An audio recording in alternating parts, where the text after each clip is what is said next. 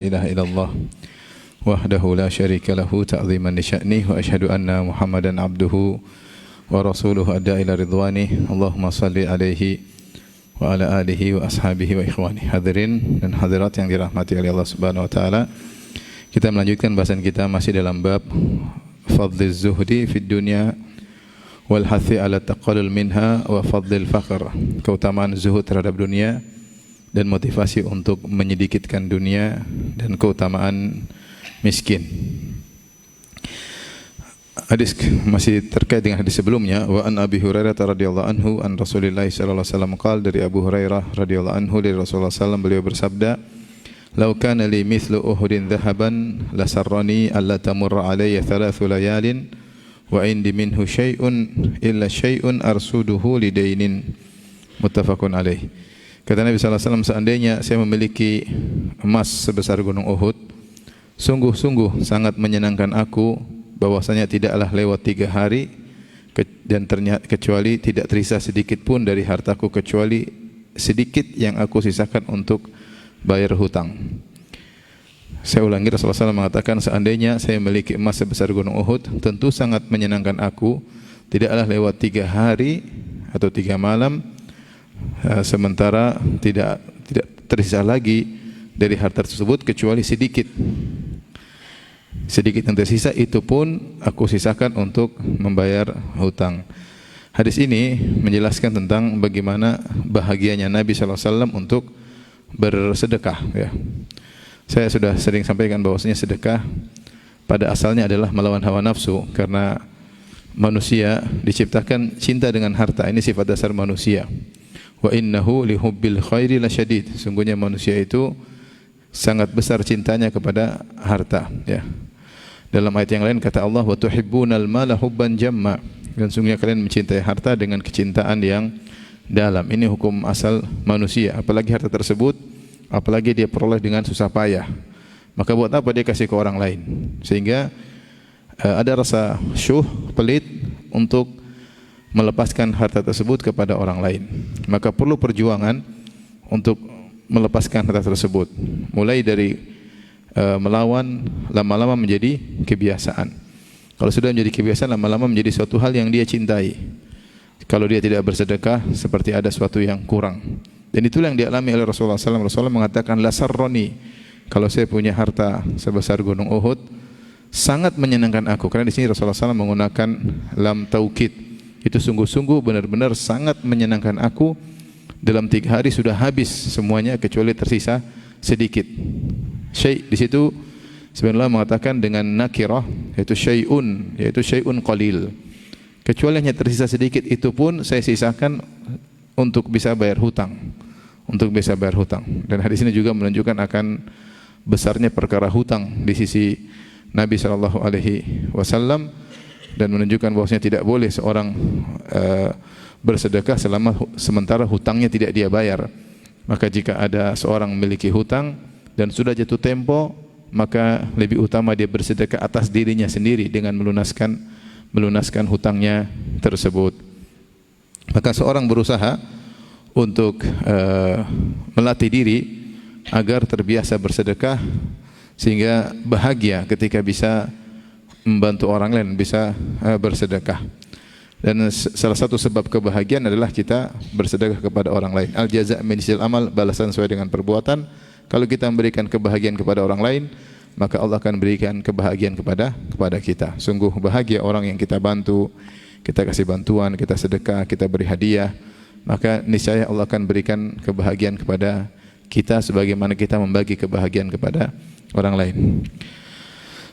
Taib, hadis berikutnya, wa anhu, dari Abu Hurairah radhiyallahu taala anhu, qala, beliau berkata, qala Rasulullah sallallahu alaihi wasallam, Rasulullah SAW bersabda, unzuru ila man huwa asfala minkum wa la tanzuru ila man huwa fawqakum fa huwa ajdaru alla tasdaru ni'matallahi alaikum. Ya. Tadi hadis sebelumnya menunjukkan bahwasanya Rasulullah SAW zuhud dengan dunia, sehingga dia tidak suka dengan menumpuk dunia. Rasulullah SAW zuhud dengan dunia, buktinya beliau tidak suka menumpuk apa? Dunia. Sehingga ketika beliau meninggal dunia, beliau tidak meninggalkan apa-apa kecuali hanya sedikit. Bahkan beliau punya hutang kepada Yahudi dengan menggadaikan baju perangnya untuk membeli syair atau gandum untuk kebutuhan istri-istrinya, ya, kebutuhan istri-istrinya. Maka kalau orang menumpuk-numpuk dunia, menunjukkan bahwasanya zuhudnya masih belum, ya. Maksud saya ini kita bicara untuk kita sendiri, ya, kita introspeksi diri, ya. Kalau kita numpuk ada keperluan, tidak apa-apa, ada keperluan untuk. Tapi kalau numpuk tidak ada keperluan, berarti kita terlalu cinta sama dunia. Berarti kita harus perbaiki lagi diri kita. Karena di antara bukti zuhud adalah tidak suka menumpuk dunia sebagaimana Nabi Shallallahu Alaihi Wasallam. Tentunya zuhud kita tidak, kalaupun kita zuhud maka tidak setingkat Nabi Shallallahu Alaihi Wasallam. Tapi ini barometer bagi kita. Harus kita akui bahwasanya kita masih belum zuhud, ya. Buktinya kita masih menumpuk apa? Dunia. Semoga Allah mengampuni kita semua. Baik, hadis berikutnya Rasulullah SAW berkata, "Unzuru ila man huwa asfala minkum." Lihatlah orang yang di bawah kalian. "Wala tanzuru ila man huwa fawqakum." Dan janganlah kalian melihat kepada orang yang di atas kalian. "Fa huwa ajdaru alla tazdaru ni'matallahi 'alaikum." Yang demikian itu akan membuat kalian tidak meremehkan nikmat yang Allah berikan kepada kalian. Muttafaqun alaih, hadis riwayat Bukhari dan Muslim. Wa hadza lafzu Muslimin, dan ini lafal dalam Sahih Muslim. Jadi kalau kadang-kadang ulama mengatakan hadis riwayat Bukhari dan Muslim, dan ini lafzun li Abi Dawud, maksudnya ini lafal yang terdapat dalam Sunan Abi Dawud. Misalnya apa, riwayat Bukhari dan Muslim ini lafal dalam Sahih Bukhari, berarti dalam Sahih Bukhari lafal yang seperti ini. Tetapi dalam Sahih Muslim juga ada yang seperti ini dan mirip, hanya saja lafal yang dipilih adalah yang dalam salah satunya. Seperti dikatakan bahwasanya akhrajahu sittah, dikeluarkan oleh Imam Bukhari, Imam Muslim, kemudian Sunan Abu Dawud, Sunan Ibnu Majah, Sunan Nasa'i, Sunan Tirmidzi. Kemudian misalnya dia mengatakan wal lafdhu li Tirmidzi, dan lafal hadis yang saya bawakan ini dalam Sunan apa? Tirmidzi. Seperti dalam hadis ini kata Imam Nawawi, muttafaqun alaih, diriwayatkan oleh Imam Bukhari dan Muslim. Wa hadza lafdzun li lafdzu Muslimin, dan ini lafal yang ada dalam Sahih Muslim. Tapi hadis ini mengajarkan kepada kita cara memandang dunia. Jadi kita ada dua hal. Pertama terkait dengan dunia, yang kedua terkait dengan akhirat kita. Untuk masalah dunia, maka hendaknya kita lihat ke bawah, dan untuk masalah akhirat kita lihat ke atas. Jangan terbalik. Dunia lihat ke atas, akhirat lihat ke bawah. Jadi jangan terbalik. Jangan sampai kita dunia kita lihat ke atas melulu, yang lebih kaya daripada kita, sementara akhirat kita lihat yang lebih malas daripada kita. Sehingga akhirnya dunia selalu tamak dan akhirat selalu pede. Saya masih mending, masih banyak orang tidak sholat. Kau minum khamar, iya, tapi saya masih mending. Masih banyak orang yang minum khamar sekaligus berzina. Saya masih mending. Benar, masih mending. Ya, kau masih mending daripada orang kafir, benar. Tapi bukan begitu cara melihat akhirat. Akhirat lihat ke atas, dunia lihat ke bawah. Tapi di sini Rasulullah SAW mengajarkan ini adalah obat, karena manusia punya penyakit ingin melihat yang di atas, sifat manusia. Kalau sudah sering lihat orang yang lebih hebat, lebih kaya, lebih berhasil, maka dia pun gelisah hidupnya. Sehingga rasa qanaah, rasa nerimo, rasa puas dalam dirinya hilang. Sehingga dia pun selalu mengalami kesedihan karena selalu melihat yang di atas. Kalau sering melihat ke atas, maka seorang ditimpa dengan kehidupan yang penuh dengan kesengsaraan.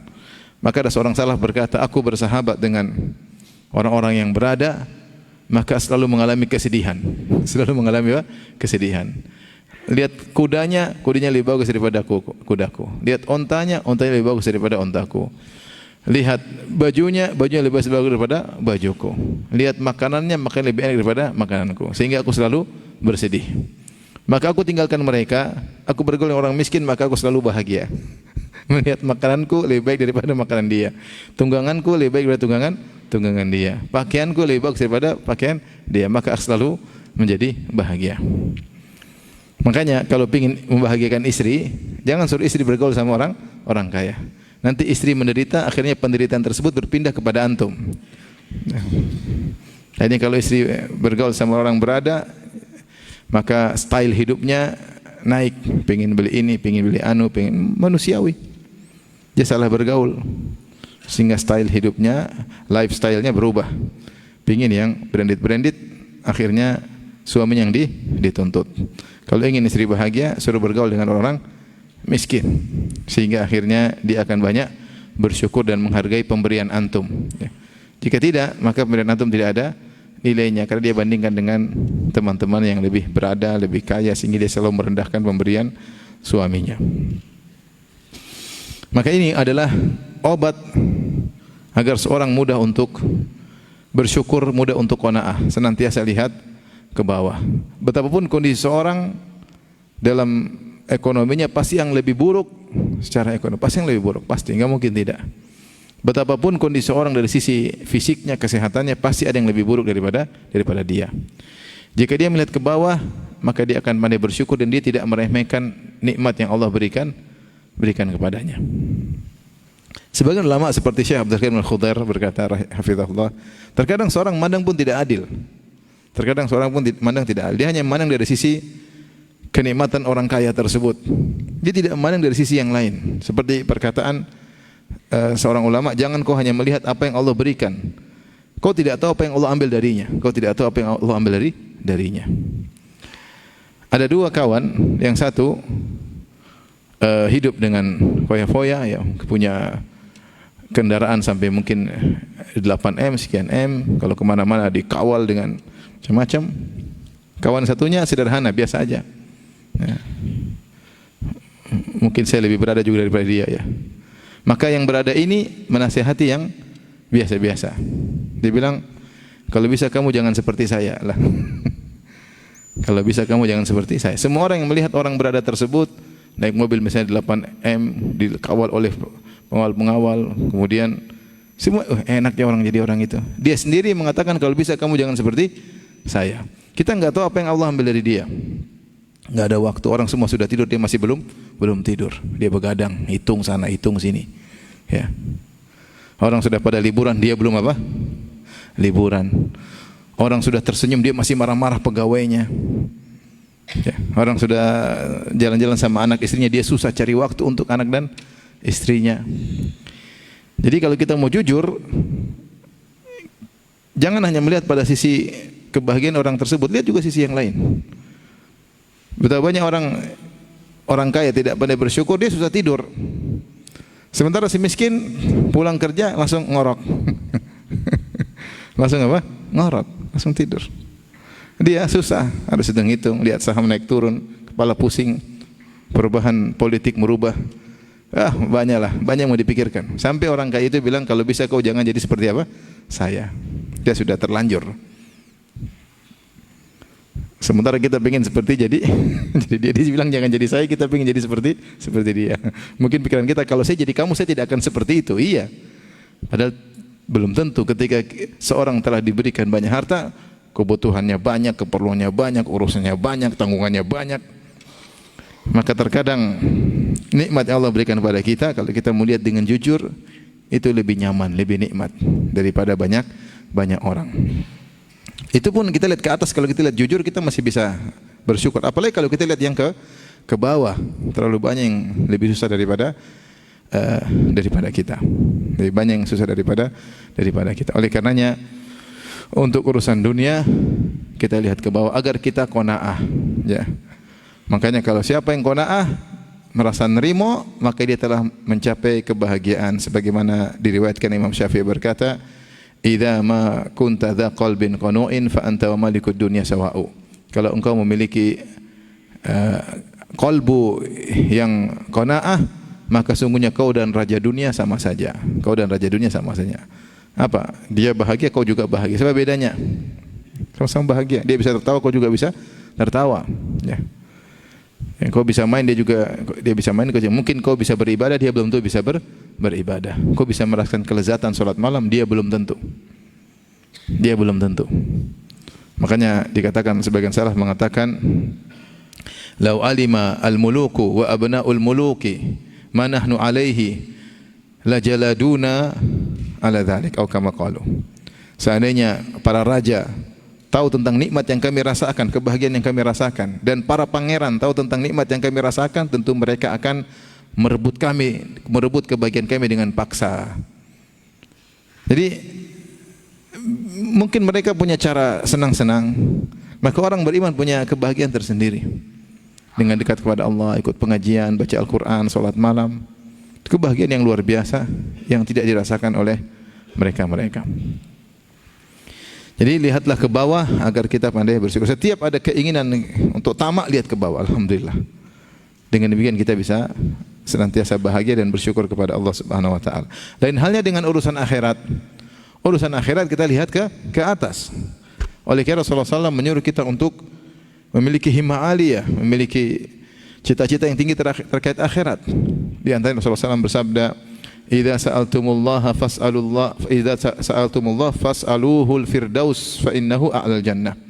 Jika kalian memohon kepada Allah, mintalah surga Firdaus karena itu surga yang tertinggi. Rasulullah sallallahu alaihi wasallam mengajarin kita untuk minta yang tertinggi.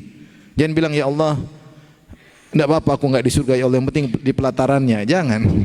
Karena kalau tidak dikabulkan langsung cemplung neraka. Tapi kalau kita minta tinggi-tinggi dikabulkan, mungkin surga yang di bawah dikit, nah apa? Ya, yang penting aku selamat dari neraka. Ya Allah, di pinggiran juga enggak apa-apa ya. Jangan. Rasulullah suruh cari surga yang tinggi. Kalau kau minta kepada Allah, mintalah surga Firdaus, itu surga yang tertinggi. Mungkin seorang berkata, "Ya Ustaz, saya siapa sih? Minta surga Firdaus model kayak begini." Udah kamu minta aja yang tulus. Kalau kau minta yang tulus, nanti Allah kasih jalan menuju ke sana. Yang penting kamu mintanya apa? Tulus. Itu urusan Tuhan, kan Rasulullah suruh minta. Ya udah, Rasulullah suruh minta aja. Entah gimana caranya itu urusan Tuhan. Yang penting kamu tulus dan serius ketika meminta tersebut, bukan main-main. Kemudian juga bukankah setiap hari kita berdoa, ya, ihdinas siratal mustaqim, siratal ladzina an'amta alaihim. Ya Allah, tunjukkanlah aku jalan yang lurus, siratal mustaqim. Apa jalan tersebut? Siratal ladzina an'amta alaihim. Itu jalannya orang-orang yang kau beri nikmat kepada mereka. Siapa orang tersebut? Minan nabiyyin wasyuhada wassiddiqin, minan nabiyyin wassiddiqin wasyuhada wassalihin. Wa hasuna ulaika rafiqa. Jalan orang yang Allah kasih nikmat tersebut adalah para nabi, para siddiqin, para syuhada, para salihin. Itu orang top dalam masalah ketakwaan. Maka kita selalu meminta yang tinggi.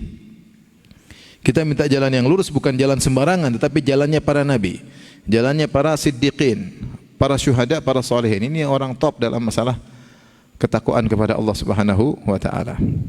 Demikian Rasulullah SAW bersabda, "La hasada illa fitnatain." Tidak ada hasad kecuali kepada dua orang. Rasulullah SAW suruh kita hasad kepada dua orang ini. Maksudnya ghibtah. Ini hasad secara bahasa, tapi maksudnya adalah ghibtah. Apa itu ghibtah? Kalau hasad, kita ingin nikmat orang itu pindah kepada kita. Itu tidak boleh. Nikmatnya hilang dari dia dan pindah kepada kita. Namanya hasad, atau nikmat hilang dari dia meskipun tidak pindah kepada kita. Intinya kita kapan pingin nikmat yang ada pada dirinya hilang, itu namanya hasad. Tapi kalau ghibtah, kita pingin seperti dia. Kita pingin seperti dia. Ya Rasulullah SAW anjurkan pingin seperti dia dalam urusan akhirat, bukan dalam urusan dunia. Karena urusan dunia Rasulullah sudah lihat ke bawah.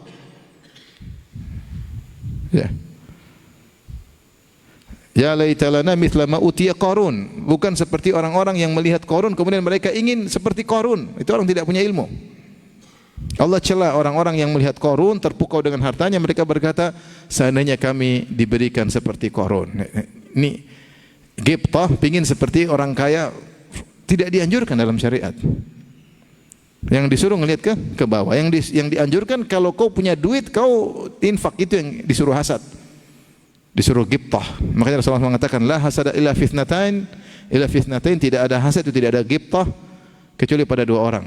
Rajulun atahullahul ilm wa huwa yu'allimhu wa yaqdi bihi. Seorang yang Allah berikan dia ilmu, kemudian dia mengajarkannya dan dia berhukum dengan ilmu tersebut. Dia itu para ulama, kita ingin seperti mereka. Orang diberi karunia ilmu, mendapatkan warisan Nabi yang sangat banyak, kemudian dia mengajarkan, kemudian dia mengamalkannya, kemudian dia berhukum dengan ilmu tersebut. Rasulullah SAW suruh kita seperti dia. Kau jadilah hasad kepada dia, pingin seperti dia, bagus.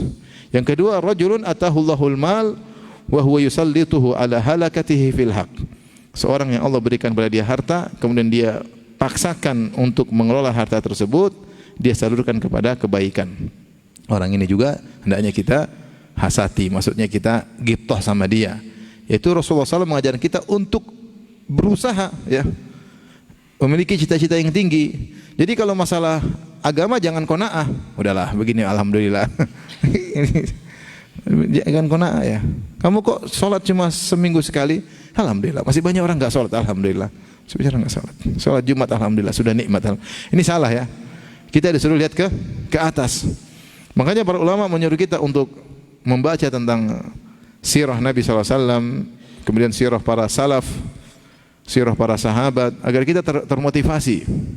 Pernah ada orang-orang yang sama seperti kita, dagingnya seperti daging kita, manusia seperti kita, ya umurnya juga mungkin seumuran kita, umurnya ya sama-sama mungkin 70 tahun, 80 tahun, 60 tahun sama. Tapi mereka kok bisa seperti ini? Ya, kita disuruh baca agar kita termotivasi. Dan untuk menghindarkan kita dari ujub, dari merasa kagum dengan apa yang telah kita lakukan. Apa yang kita lakukan enggak ada apa-apanya dengan mereka. Jadilah cara pandang dalam menjalani hidup untuk urusan akhirat, lihat ke atas. Untuk urusan dunia lihat ke bawah, jangan terbalik. Taib, hadis yang sama wa fi riwayat al-Bukhari, dalam riwayat yang lain, dalam lafal Bukhari, kalau tadi lafal Muslim, ini lafal Bukhari. Idza nadhara ahadukum ila man fuddila alaihi fil mal wal khalq falyanzur ila man huwa asfala minhu.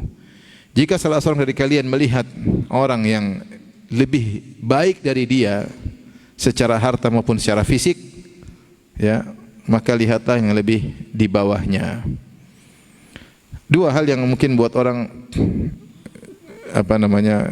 cemburu dari harta maupun fisik. Lihat orang itu kaya ya.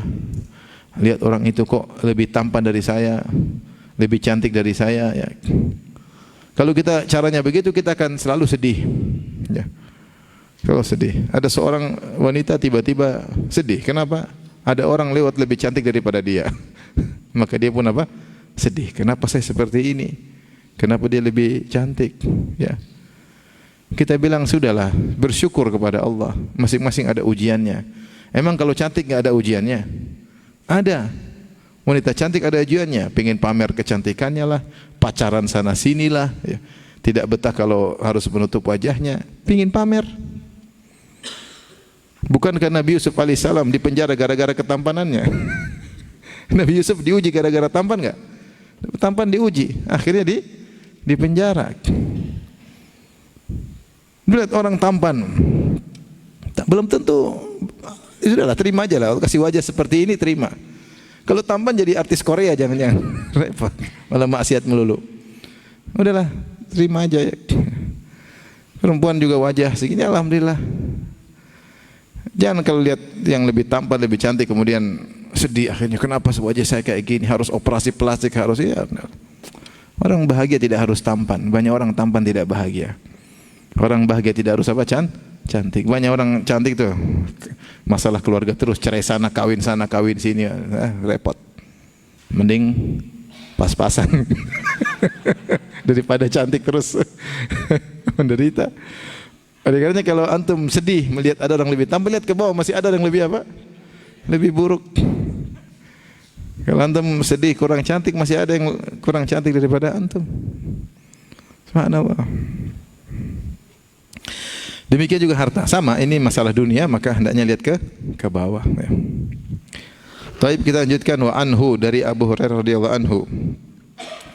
Anin Nabi sallallahu alaihi wasallam qala, dari Abu Hurairah radhiyallahu anhu, dari Nabi sallallahu alaihi wasallam, beliau bersabda, Ta'isa abdud dinar wa dirham wal qatifah wal khamisah. In u'tiya radhiya wa illam yu'ta lam yarda. Dari Nabi sallallahu alaihi wasallam beliau bersabda, celaka hamba dinar. Ta'isa itu maksudnya tersandung atau terjatuh. Ada dalam riwayat ta'isa wa antakasa, ada yang mengatakan ta'isa terjatuh dari wajah, kalau intakas terjatuh di belakang. Intinya jatuh. Intinya terjatuh, tersandung kemudian jatuh. Ta'isa abdud dinar. Ini bisa jadi doa dari Nabi sallallahu alaihi wasallam atau Rasulullah mengabarkan. Bisa jadi doa, bisa jadi khabar. Lafalnya datang dalam bentuk khabar. Tersandung atau terjungkal atau terjatuh hamba dinar. Demikian juga hamba dirham.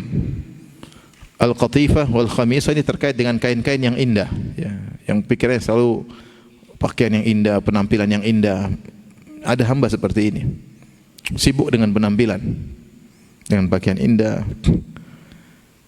In u'tiya, kalau Allah berikan kepada dia apa yang dia inginkan, dinar dirham, maka dia ridha, senang. Wa illam yu'ta, kalau tidak dikasih oleh Allah Subhanahu wa taala, maka lam yarda, maka dia marah, tidak terima. Orang seperti adalah orang yang celaka. Ini isyarat dari Nabi sallallahu alaihi wasallam tentang sekelompok orang yang mereka zuhud terhadap akhirat, tamak terhadap dunia. Bukan zuhud terhadap dunia, zuhud terhadap apa? Akhirat, tamak dengan dunia.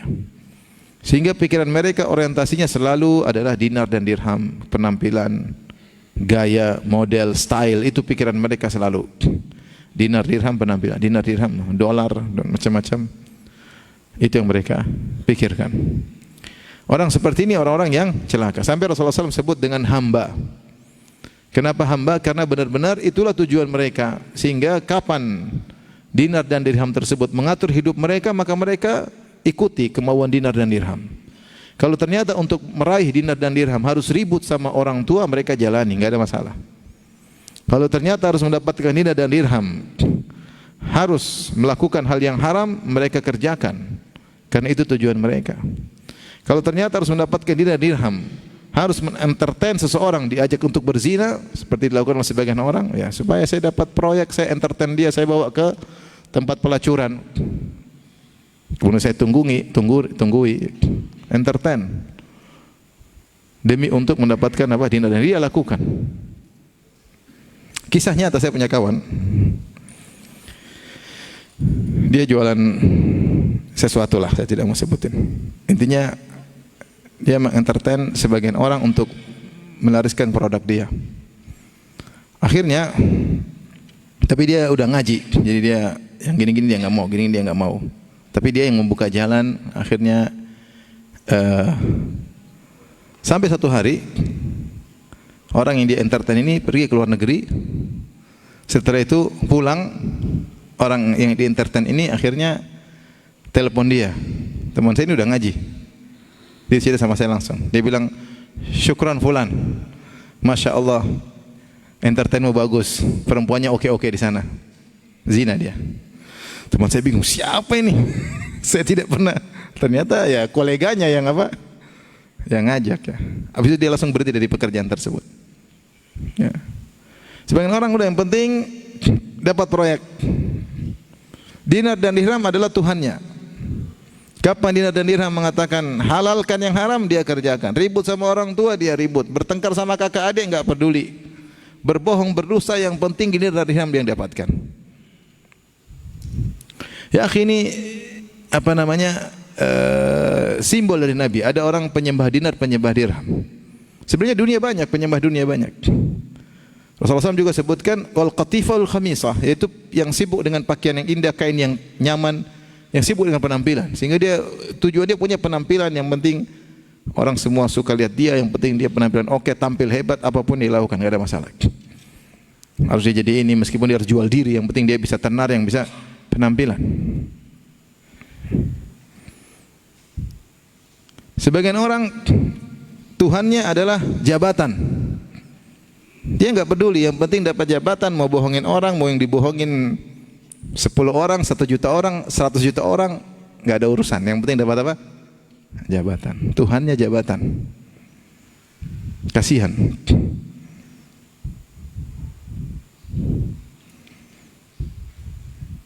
Ada kawan cerita juga, saya sudah cerita mungkin. Dia ada calon pejabat, kemudian dia apa namanya, kampanye. Dan dia bilang, kalau saya menang, saya akan kasih kalian tanah sekian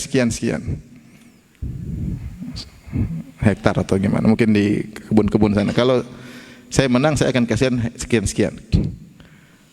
Akhirnya kawan tanya, Pak, beneran itu Bang? Kamu itu juga kampanye kadang. Jangan serius-serius. Akhirnya dia menang. Dia menang, akhirnya orang-orang, ada 14 orang datang nagih janjinya tersebut.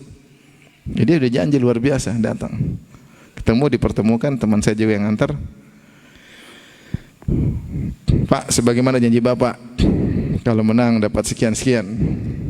Kata pejabat tersebut, kalian itu masih mending kalian saya janjikan. Banyak orang tidak saya janjikan, kata. Sudah pulang dengan kosong. Tuhan dia jabatan, penyembah jabatan, celaka dan hina penyembah jabatan. Dengan harus mengharamkan apa yang halal dan menghalalkan apa yang haram demi untuk meraih jabatan. Maka siapa yang ingin meraih jabatan, bertakwa kepada Allah Subhanahu wa taala. Bertakwa kepada Allah. Jadilah pejabat yang bertakwa kepada Allah, yang membantu masyarakat dan meraih pahala yang besar di sisi Allah Subhanahu wa taala. Bukan menghalalkan segala cara untuk meraih jabatan, janji palsu. Tapi masalahnya kita sudah biasa dijanjiin dan biasa dikibulin dan kita pemaaf. Memang kita orangnya banyak pemaaf. Ya begitulah. Oleh karenanya hati-hati, seorang jangan menjadi budak dunia, budak dinar, budak dirham, budak penampilan, budak style, budak jabatan. Kita bertakwa kepada Allah Subhanahu wa taala. Ini semua dunia Allah berikan pada kita untuk kita bisa dekat kepada Allah Subhanahu wa taala, bukan tujuan. Siapa yang menjadikan dunia sebagai orientasi, maka dia terjungkal, tersungkur, terjatuh, kata Nabi SAW. Orang sudah terjungkal apa? Kan sakit atau tidak? Terjungkal sakit atau tidak? Sakit. Apalagi terjatuh di atas wajah, sakit. Mereka ini pasti sakit, pasti sakit. Meskipun kelihatannya mewah kehidupannya, meskipun kelihatannya tenar kehidupannya, meskipun dihormati oleh semua orang, kalau bisa 2 tangan hormatnya, dia sakit, pasti sakit. Rasulullah yang bilang, kalau menjadikan dunia sebagai orientasinya, pasti dia sakit. Tapi kalau dunia jabatannya digunakan untuk ketakwaan, hartanya digunakan, dia bahagia. Dia bahagia.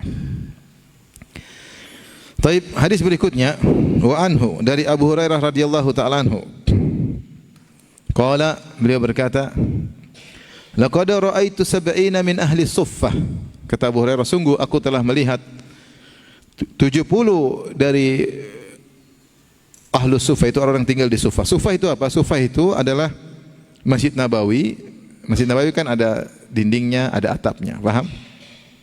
Kemudian Rasulullah tambah di belakang dikasih mudhallal, yaitu dibuat atap. Ada yang mengatakan di bawahnya tidak dikasih dinding, cuma dibuat atap untuk orang tinggal di situ. Tinggal di bagian situ. Ini siapa? Orang-orang yang tidak artinya sederhana. Mungkin kalau dinding pun bukan seperti masjid yang kokoh, tapi sekedar tambahan, yaitu bangunan tambahan di bagian belakang untuk tinggal orang-orang. Jadi mereka bukan tinggal di dalam Masjid Nabawi, bukan. Karena Masjid Nabawi kegiatan untuk apa? Beribadah. Tapi di bagian belakang masjid, itu mulhaq, tambahan. Mereka tinggal di situ. Makanya kadang angin masuk, debu masuk, sehingga pakaian mereka kotor dan yang lainnya.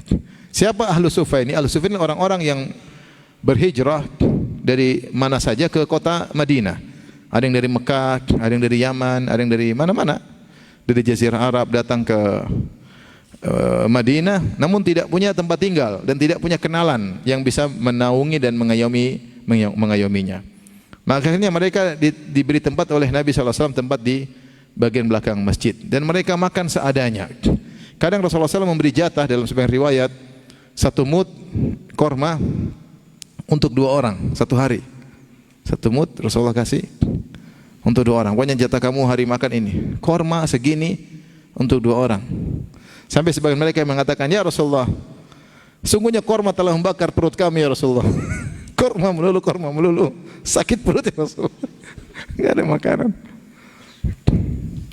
Di antara yang pernah tinggal Abu Hurairah. Terkadang benar kelaparan, dipikir sampai kelaparan, dikira orang kerasukan, padahal dia sedang apa? Kelaparan. Bagaimana para sahabat dahulu ya.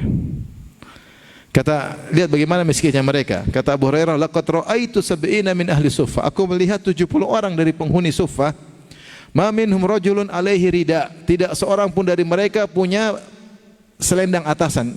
Kita tahu di antara pakaian yang biasa dipakai oleh para sahabat di zaman Nabi SAW, di antaranya jubah, dipakai. Di antaranya adalah izar dan rida. Izar itu sarung bagian bawah, rida bagian atas. Itu pakaian keseharian mereka, bukan pakaian ihram aja. Kalau kita kan pakai izar dan rida ketika umrah, ketika ihram atau ketika haji. Dahulu itu pakaian keseharian. Pakaian keseharian ya. Ya. Nah, kata Abu Hurairah, aku melihat 70 dari sahabat yang tinggal di Suffah, tidak seorang pun punya atasan, enggak ada. Jadi semua cuma punya di bawah, enggak punya kain. Untuk kain atasan enggak ada. Makanya benarlah ketika ada seorang wanita yang menawarkan dirinya kepada Nabi sallallahu alaihi wasallam dalam hadis Sahih Bukhari. Dia wahabat nafsaha lin Nabi. Dia ingin dinikahi oleh Nabi, dia hadir depan Nabi, Nabi lihat ke atas, Nabi lihat ke bawah, lihat ke atas, lihat ke bawah. Rasulullah SAW diam aja, tidak tertarik. Rasulullah diam, perempuan juga diam. Rasulullah mau tolak bagaimana? Datang seorang sahabat, ya Rasulullah, illam takun laka biha hajah fazawijniha. Ya Rasulullah, kalau kau tidak mau sama dia, saya aja Rasulullah yang nikahi. Pak Ustadz nak mau buat saya aja.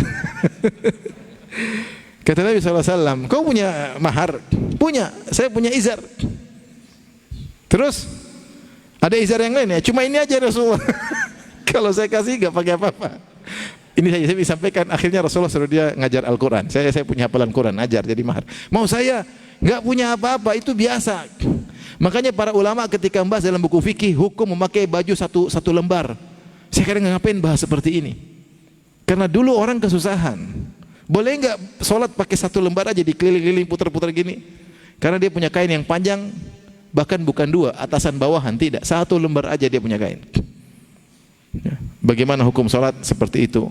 Bagaimana kalau dililit di lehernya? Bagaimana kalau pas ini kelihatan misalnya kemaluannya dan macam-macamnya? Itu dibahas oleh para ulama karena dahulu orang susah hidupnya. Mereka ini ahlu sufah, orang-orang terbaik di sisi Allah Subhanahu wa taala. Ya, mereka pernah melewati hidup seperti ini. Tidak selalu seperti ini. Akhirnya mereka nanti kalau sudah berhasil, mereka tinggalkan sufah, datang lagi yang miskin-miskin yang lain. Ya. Taib, kata Abu Hurairah, "Ma minhum rajulun alaihi rida." Tidak seorang pun dari mereka punya atasan, selendang, semuanya cuma punya sarung doang.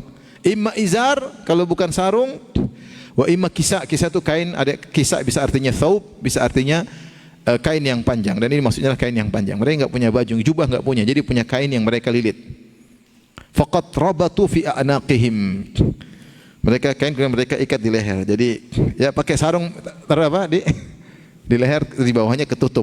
Sarungnya gantung, taruh di apa di leher. Faminha ma yablughu nisfas saqain. Ketika dia pakai kain yang panjang tersebut atau izarnya dililit di lehernya supaya badan juga hangat. Ternyata kainnya pendek, ada yang cuma sampai di tengah betis. Ya. Ada yang alhamdulillah sampai di mana? Di mata kaki. Fayajma'uhu biyadihi karahiyata an tura auratuhu. Maka terkadang dia harus nutup kainnya dengan tangannya supaya tidak kelihatan apa? Auratnya.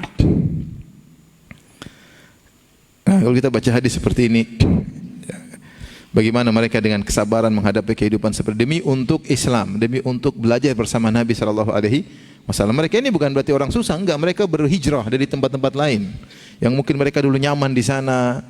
Seperti para pedagang dari kota Mekah yang dulu nyaman akhirnya hidup susah. Tapi demi untuk akhirat, demi untuk belajar Islam. Oleh karenanya dengan membaca seperti ini kita mensyukuri betapa banyak nikmat yang Allah berikan kepada kita.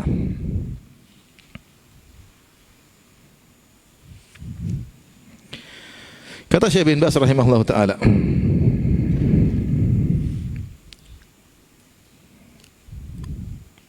mengomentari hadis-hadis sebelumnya, hadis tentang penyembah dunia tadi, kata beliau, min hadzal maksud min hadza al-hathu ala ta'liqil qulubi billah.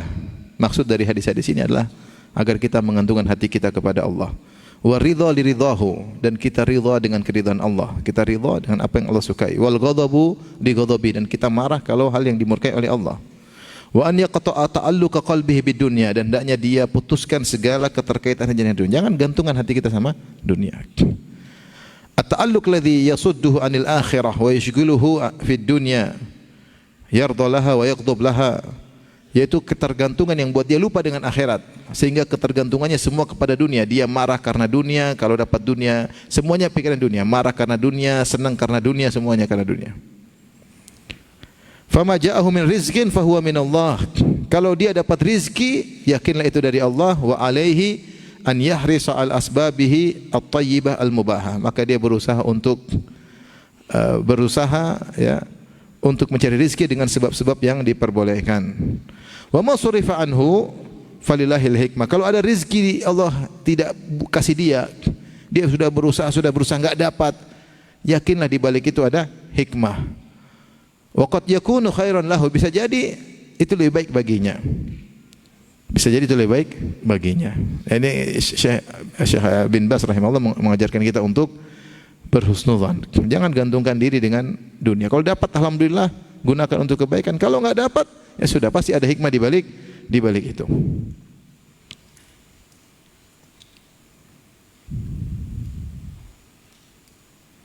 Dalam beliau juga berkata, wa ya'lamu anna lillahi hikaman fi ghina hadza wa faqri hadza, fi tashili hadza wa man'i hadza ila ghairi dzalika, inna rabbaka hakimun alim. Hendaknya seorang mengetahui bahwasanya Allah memiliki hikmah-hikmah ketika menjadikan si fulan kaya dan ketika menjadikan si fulan miskin.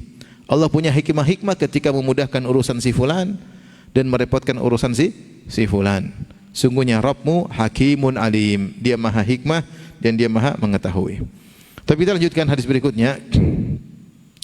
Wa anhu, dari Abu Hurairah radhiyallahu taala anhu, bahwasanya Rasulullah SAW bersabda, qala Rasulullah SAW, ad-dunya sijnul mu'min wa jannatul kafir. Dunia adalah penjara seorang mukmin dan surga seorang kafir. Rawahu Muslim. Rawahu Muslim. Apa maksudnya dunia sijnul mu'min wa jannatul kafir? Maka secara umum dunia adalah penjara mukmin dan dunia adalah surganya orang kafir.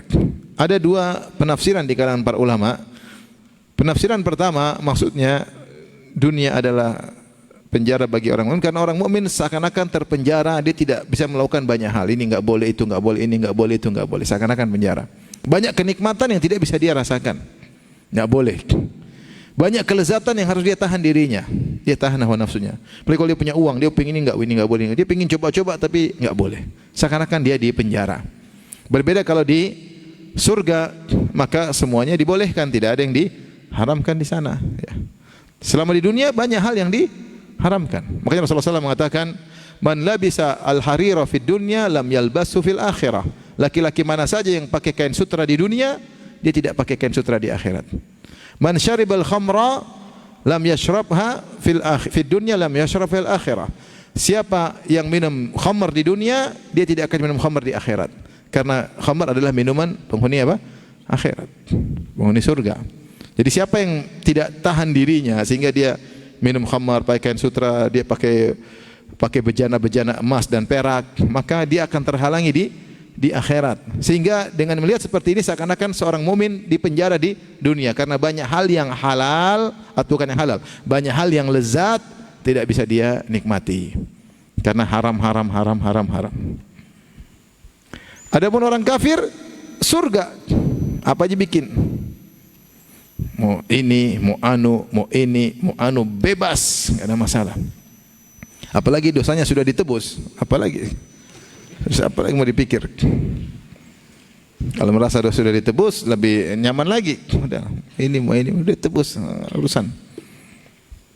Jadilah dunia adalah surganya karena semua yang haram dia kerjakan. Ya. Atau paling tidak banyak yang dihalalkan bagi kita, diharamkan bagi banyak yang diharamkan bagi kita, mereka anggap apa? Halal. Mereka anggap halal ya. Maka sebagian orang terkadang tidak mau masuk Islam. Kenapa? Masuk Islam susah. Khamar haram, disunat lagi, bayar zakat lagi. Wah repot ya. Nggak boleh pacaran, nggak boleh ini, nggak boleh ini. Saya nggak mau masuk Islam. Kenapa? Islam haram-haram melulu. Ada sebagian nggak mau Islam gara-gara gitu. Karena dia tahu itu benar, cuma dia tidak mau. Karena menurut dia ini hanya mengekang kebebasannya. Makanya dia ingin kafir agar dia apa? Agar dia nyaman. Maka dari sisi ini dunia adalah penjara bagi seorang mukmin dan surga bagi orang kafir. Ini pendapat pertama. Dan ini disebut oleh Syekh bin Baz dalam Syarah Riyadhus Shalihin. Pendapat yang kedua yang dimaksud dengan dunia adalah penjara bagi seorang mukmin artinya kalaupun dia dapat kenikmatan, kenikmatannya itu sedikit. Tidak ada bandingannya dengan kenikmatan yang ada di akhirat. Kenikmatan dia perlu sedikit ya, sedikit ya kenikmatan, tidak banyak. Adapun orang kafir, kenikmatan yang sedikit dia kan kenikmatan dunia sedikit kan dibanding akhirat. Mau dia sekaya apapun, mau terkenal apapun orang mukmin, tetap kenikmatan dunia itu sedikit. Maka jadi dibandingkan dengan nikmat kalau dia masuk surga, ini nikmat seperti penjara. Ini nikmat seperti apa? Penjara. Sebaliknya orang kafir, nikmat sekaya apapun dia jadi orang paling top, dia berzina, dia mau apapun dia nikmat itu pun sedikit. Tidak ada bandingannya dengan siksaan yang akan didapat di neraka. Sehingga nikmat yang sedikit ini adalah surga baginya kalau dibandingkan dengan neraka. Paham ini? Ini pendapat kedua. Kalau pendapat pertama saya ulangi lagi tadi, pendapat pertama, ya kenapa dunia dikatakan penjara bagi orang mukmin? Karena banyak yang apa? Haram, tidak boleh, ini seperti di penjara. Orang kafir halal seperti di surga. Ini pendapat. Pendapat kedua enggak. Nikmat-nikmat yang dirasakan oleh mukmin atau kafir jika dibandingkan akhirat tidak ada apa-apanya. Bagi orang mukmin, nikmat yang sedikit yang dirasakan adalah seperti penjara jika dibandingkan dengan nikmat di surga. Bagi orang kafir, nikmat yang dia rasakan sekarang sepuas-puasnya adalah surga dibandingkan kalau dia masuk apa? Neraka. Ini saatnya surganya. Oleh karenanya Al-Munawi, Abdul Rauf Al-Munawi dalam kitabnya Fathul Qadir, beliau menyebut tentang kisah Ibnu Hajar Al-Asqalani rahimahullahu taala. Penulis kitab Bulughul Maram, penulis kitab Fathul Bari. Beliau menjadi seorang qadhi, seorang pejabat di zaman beliau, dan beliau waktu itu naik dengan kendaraan, mungkin dikawal kendaraan yang mewah karena dia seorang. Tahu-tahu ketemu di jalan seorang Yahudi. Yahudi tersebut jual minyak, kemudian bajunya terkotor-kotorin.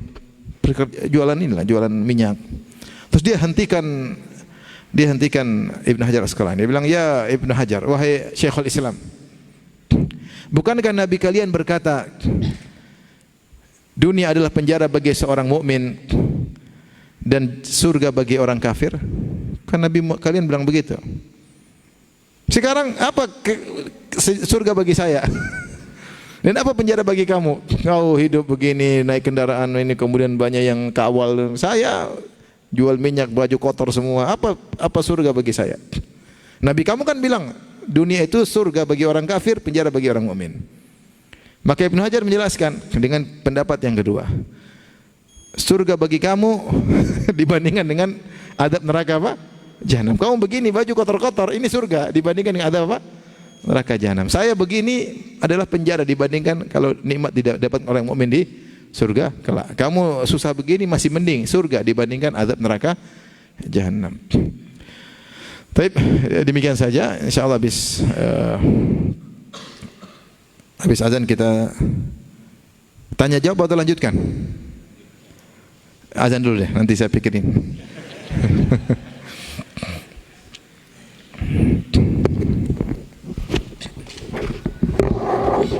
Allahu Akbar.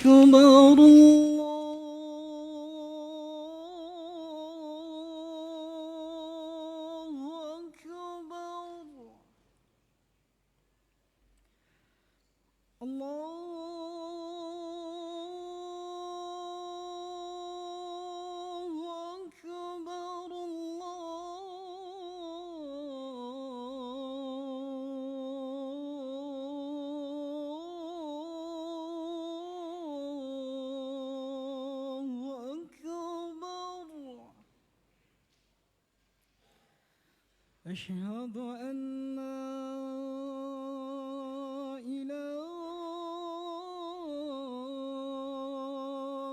إلا الله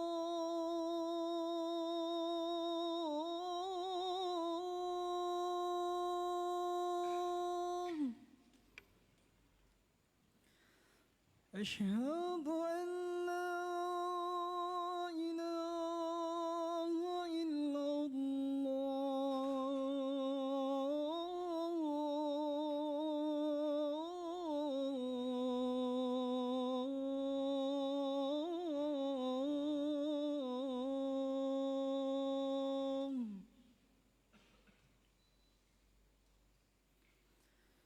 أشهد أن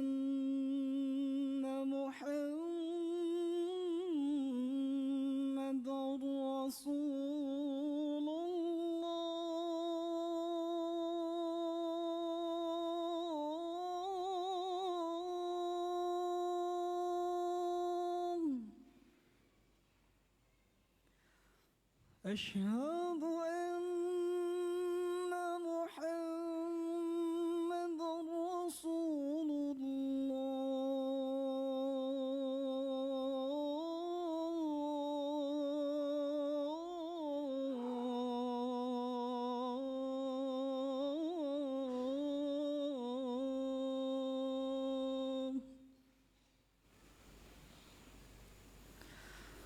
حي على الصلاة.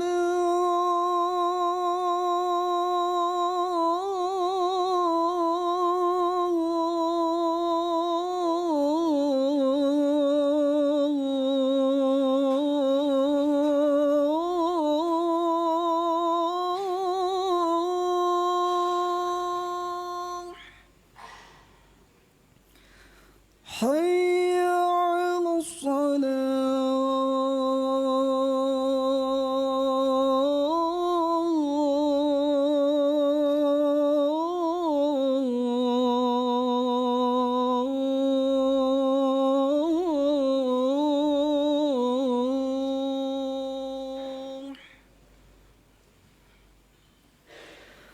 حي على الفلاح.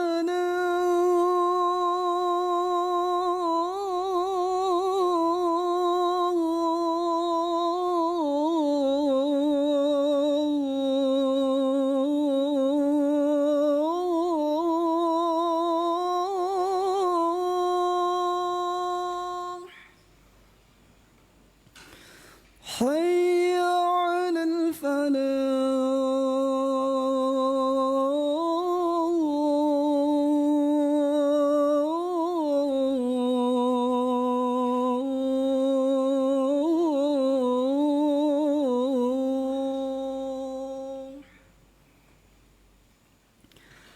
الله أكبر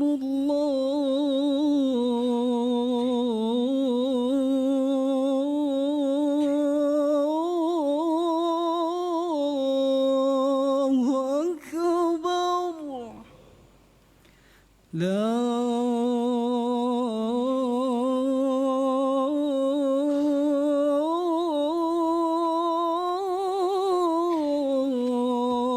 إله إلا الله.